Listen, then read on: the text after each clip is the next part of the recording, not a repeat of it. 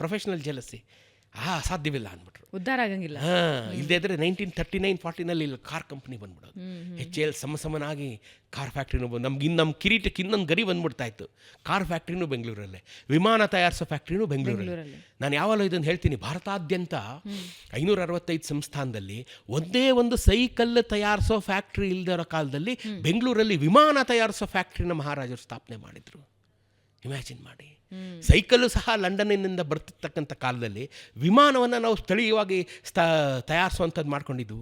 ಎಷ್ಟು ತ್ವರಿತಗತಿ. 1971 ಇಂಡಿಯೋ ಪಾಕಿಸ್ತಾನ್ ವಾರು ಗೆದ್ದಿದ್ದೇ ಬೆಂಗಳೂರಿನಲ್ಲಿ ತಯಾರಾದಂಥ ಯುದ್ಧ ವಿಮಾನಗಳಿಂದ.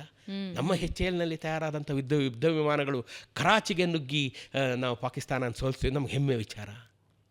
ಇದಕ್ಕೆಲ್ಲ ಮೂಲ ಕಾರಣಕರ್ತರು ನಮ್ಮ ಮಹಾರಾಜರೇ. You name anything under the sky, ಅದಕ್ಕೊಂದು ಮಹಾರಾಜರು ಅದಕ್ಕೊಂದು ಬೀಜ ಇಟ್ಟಿರ್ತಾರೆ ಕೆಳಗಡೆ, ಅವರೊಂದು ಬೇರು ಹಾಕಿರ್ತಾರೆ. ಅದು ಇವತ್ತು ಹೆಮ್ಮರ ಆಗಿದೆ. ಅದರ ಫಲನ ಇವತ್ತಿಗೂ 2 ಶತಮಾನಗಳ ಸಂದರೂ ನಾವು ಅದನ್ನು ಊಟ ಮಾಡ್ತಾಯಿದ್ದೀವಿ.